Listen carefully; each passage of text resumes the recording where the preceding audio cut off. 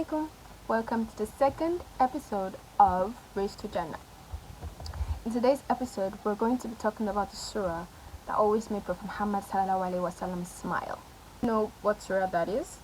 It's Suratul Kawthar. Suratul Kawthar is the shortest surah in the Quran, and many of us have it memorized. But do we really feel it when we recite it? What does this surah have to do with us, you ask? Well, this surah was an iman booster, a very powerful iman booster that was given by Allah to Prophet Muhammad ﷺ and the Muslim community when they were going through tough times, when the Quraysh were doing the most. If this surah was such a powerful immune booster during the time of the Prophet Muhammad ﷺ, it can be the same for us. Surah Al-Kawthar has just 3 verses, and we're going to be taking out our lessons from each verses.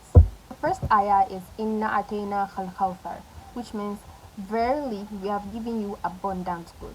The lesson we can take away from that is changing our way of thinking. One of the most infamous productivity killers is ingratitude.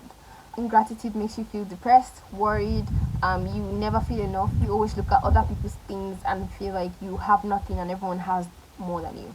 And in this ayah, you would see that Allah does not talk about the hardship that Prophet Muhammad ﷺ was going through at the time, like the loss of his son. He redirected him to show him the good things that he has given him for the bad times. This tells us that whenever we're going through trials, we should focus on the good things we have had, the good things that we have experienced, instead of focusing on the bad and just praying that Allah makes it all better. Second lesson is the benefit that we get from being followers of Prophet Muhammad sallallahu alaihi wasallam. As his followers and also servants of Allah, we have a chance to benefit a lot of things from him in many ways. For example, we have the Quran. We get to build our character from his character, and we also have a sunnah to follow. So the abundance of good in his life flows in our lives like a river.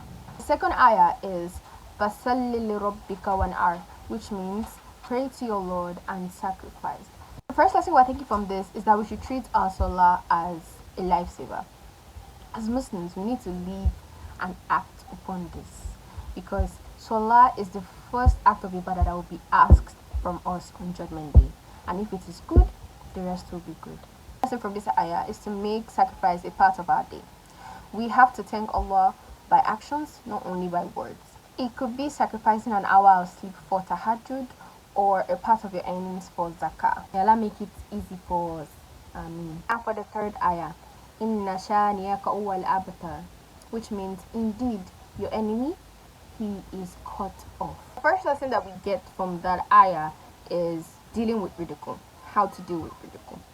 Being ridiculed makes you feel sad, depressed, worried, and it could break you in the worst ways ever. From this surah, we learn that good in the hereafter is exclusively for people who are good and do good.